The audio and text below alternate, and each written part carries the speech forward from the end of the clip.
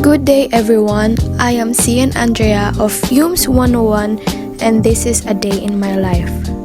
At this moment, nasa bus kami and we're on our way to Clark International Airport.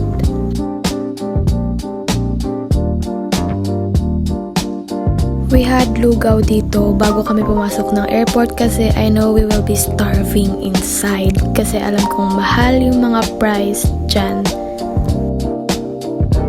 Again sa CR bago sa pumasok sa mismong airport kasi we need to remove jewelries na madedetect kapag nag-scan na papuntang immigration or after immigration. And then ito, paakyat na kami, papasok na sa airport.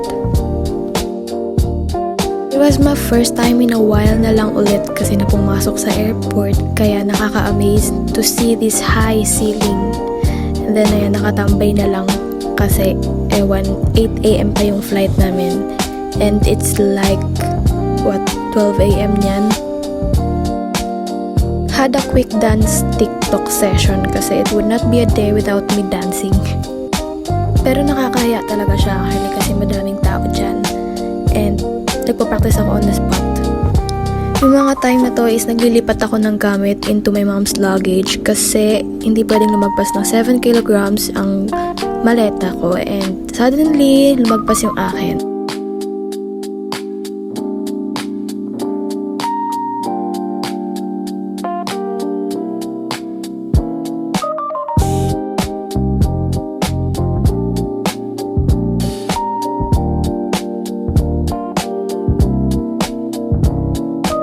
And ayun, nakatambay na lang kami sa waiting area and nag-quick snack lang ako dyan ng Cloud9 tas minom ng tubig tapos natulog ng saglit.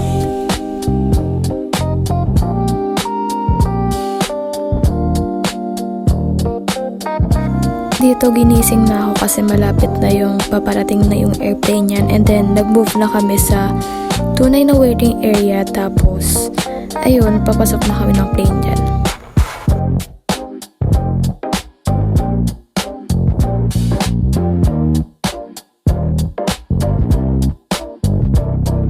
Sa part na to, kailangan ko talaga i-study tong book na binigay sa akin kasi I was beside the window seat and then harap na harap ko or like tabing-tabi ko rin yung emergency exit.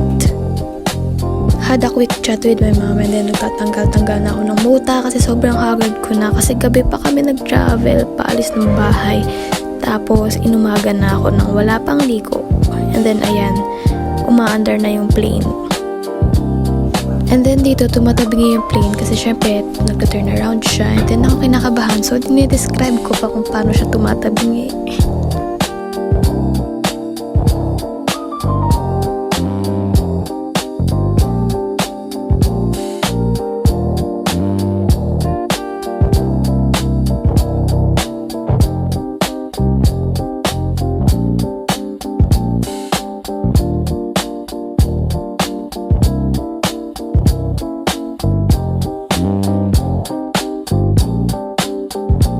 Bumili na kami ng snacks and alam nyo ba yung milk tea na yan, it cost 180 tapos yung piatos 50 pesos.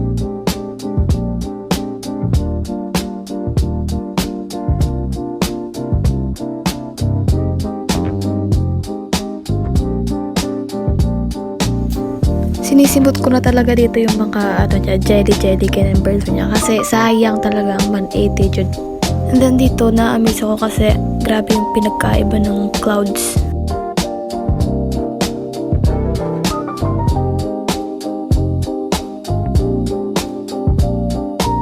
Dito naman tatanaw na yung mga lands ng Hong Kong kaya nakaka-excite. And ayun, touchdown Hong Kong and then ang unang rides namin is train. Yes, tama. Dito naman sa next clip, unexpectedly nakita namin si Vice Ganda. Yes, kasabay namin siya sa immigration. Dapat magpapapicture na kami sa immigration kaso hindi pwede so hinintay namin matapos. So ayun, nakapagpapicture naman kami. Then take a look at this Hall of Arts. Ang ganda, sobra as in. Second thing we rode is a double-decker bus. Nakakatuwa kasi dati naririnig ko lang siya sa kanta and ngayon I'm riding in one. On the way na rin kami niyan sa hotel namin. namin. And pagkarating namin sa baba lang ng hotel namin paakyat sa aming building, sobrang baho niya. And I'm not judging it naman. I'm just telling the truth. So ayun, syempre baka na culture shock lang ako kasi puro Indiano rin siya. So pumunta kami ng grocery store at bumili kami ng pack of face masks. After noon, we went to McDo and unfortunately, yung McDo nila same lang ng amoy sa building namin. So nababahuan din ako. Tapos ang worst pa is walang rice. Yes, walang rice sa McDo nila. Nagtiis na lang kami sa burger as a meal kahit hindi din siya ganun kasarap.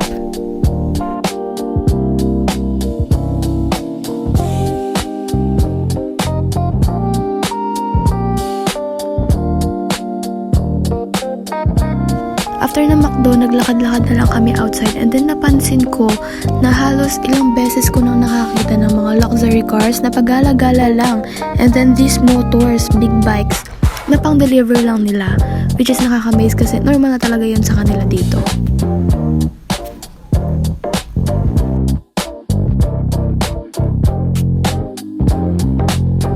And then ayun, may nadaanan kaming cafe shop na maliit lang siya kasi it has only 2 seats outside.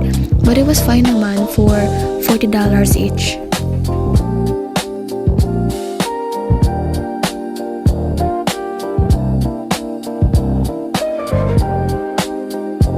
So ayan, ang ganda, ang galing na dumaan sa likod ko. It was a trash truck. I mean, okay lang naman siya, hindi naman siya mabaho. Pero na-expect ko talaga na bus. Pero ay, may dumaan naman na bus.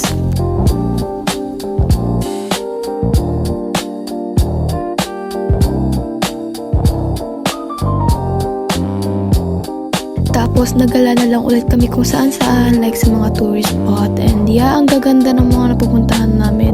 Hindi ko lang na-film yung iba, pero ayan. Tapos may Aqua Luna dyan dumaan. Ewan ko, sikat daw yun, sabi ni mama. Wala, binidyo ko na lang din. And then ayun, nag-uwi kami saglit, tapos nagpatong ng damit kasi malamig siya, as in super lamig dyan, lalo na paggabi. Tapos sumakay kasi kami ng city bus or city view like that, na wala siyang rooftop, open air, tapos makikita mo lahat ng view and then parang itutour ka niya sa buong land ng city niya, ng Hong Kong. I've been searching for a place that I can call my home. Things get out of control, gotta let it go. Someday you'll understand it all. I know di pa matatapos dito ating kwento. Lalo ako agad sa'yo, ikaw ang aking premyo. Tatagpo lahat, may dahilan lahat, may tiyempo. Sumasabay, tibok ng puso, sige sumakay. Walang pipreno, ikaw na lang ang hinihintay. Para kompleto,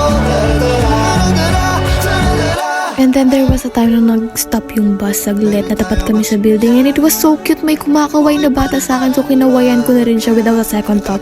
And then sumama yung buong family niya, super cute lang din.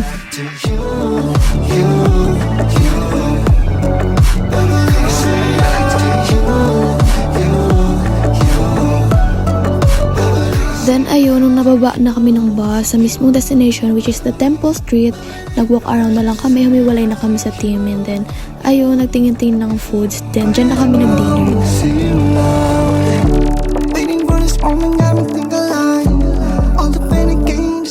Nakakatawa to share na first time ko kumain ng tanghulu and it was in Hong Kong. Nakakatawa lang.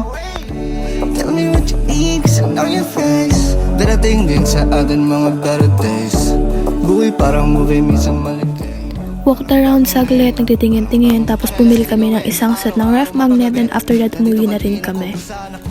And that's it for a day in my life. And thank you for watching. I hope you enjoyed. Bye.